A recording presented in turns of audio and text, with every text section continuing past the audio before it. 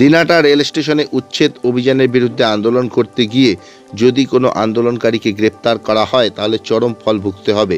শনিবার দুপুরে দিনাটা বাস্তু উচ্ছেদ বিরোধী মঞ্চ ও রাস্তা বাঁচাও কমিটির যৌথ মঞ্চের তরফে রেল স্টেশন সংলগ্ন এলাকায় উচ্ছেদ বিরোধী অভিযানে বক্তব্য রাখতে গিয়ে এই হুঁশিয়ারি দিলেন তৃণমূলের দিনাটা শহর ব্লক সভাপতি বিশু ধর। প্রসঙ্গত, অমৃত ভারত প্রকল্পের আওতায় দিনাটা রেল স্টেশনের আধুনিকরণের কাজ শুরু হয়েছে। এতে বেশ কিছু বাসিন্দাকে উচ্ছেদের নোটিশ ধরানো হয়েছে। এর বিরোধিতায় বাসিন্দাদের নিয়ে আন্দোলনে নেমেছে তৃণমূলও। সেই মঞ্চের ডাকে বক্তব্য রাখতে গিয়ে এমনই হুঁশিয়ারি তৃণমূল নেতার। পরিষ্কার করে একটা কথা বলেছি, আন্দোলন চলছে উচ্ছেদ বিরোধী। লোক পুনর্বাসন পাওয়ার জন্য আন্দোলন করছে সাধারণ মানুষ, এই এলাকার মানুষ, দিনাটার মানুষ।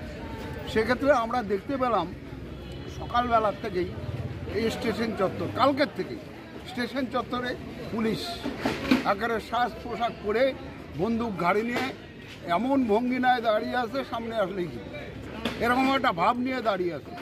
সেক্ষেত্রে আমরা বললাম এখানে হয়তো কম সংখ্যক লোক আছে, কিন্তু কম সংখ্যক হলেও সংখ্যা বিষয় না। একটা দেশালয়ের কাঠি যেমন একটা সারা দিনাটাকে জ্বালিয়ে দিতে পারে, তেমন একটা ছোট্ট আন্দোলন, সেই আন্দোলনের উপরে কোনো যদি আঘাত আসে, কেউ যদি গ্রেপ্তার হয় গণতান্ত্রিক আন্দোলনের উপরে, বিজেপি সরকারকে এরকম অনেক ঘটনা দেখা যায়। সেই ঘটনায় পরিষ্কার বক্তব্য আমাদের দলের যে যদি কেউ গ্রেপ্তার হয়, কার উপরে আঘাত আসে, কোনো অন্যায় হয় এই গরিব মানুষের উপরে, তাহলে রেল স্টেশন জ্বালিয়ে দেওয়া হয়। একদম পরিষ্কার কথা, গণতান্ত্রিক আন্দোলন, তার উপরে যদি কোনো অন্যায় হয়। এটাই আমরা আজকে আন্দোলন করলাম। মানুষকে আমরা বোঝানোর চেষ্টা করছি, মানুষ ভয় পাচ্ছে। রেল দপ্তর অনেক বড় দপ্তর, তার সাথে লড়াই করা যাবে না। আমরা বলি আমরা দিনাটার মানুষ, আন্দোলনমুখী মানুষ, আমরা জানি গণতান্ত্রিক আন্দোলন কিভাবে করতে হয়, সে পথেই আমরা এগোবো, শান্তিপূর্ণ আন্দোলন করব। কিন্তু কোনো আঘাত, কোনো অন্যায় আমরা সহ্য করব না। আমরা তৃণমূল দল করি, আমরা পরিষ্কার করে বলে দিতে চাই, আমরা ভয় পাই না।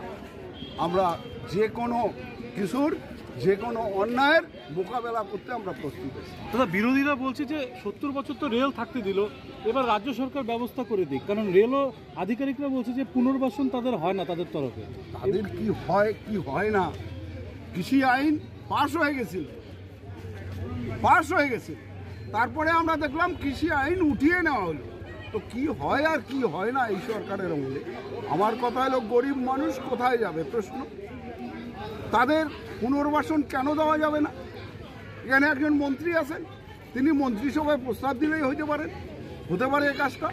এটা আমার যা ধারণা। এত বড় মন্ত্রী, লম্বা লম্বা কথা, লম্বা চওড়া কথা বলেন, লম্বা চওড়া করেন, তাহলে উনি এটা বলতে পারছেন না এত গরিব মানুষ কোথায় যাবে? তার পুনর্বাসন দেওয়া হবে, রেল দপ্তর করে নেবে। এর মধ্যে এত বড় বিষয় কিছু নেই।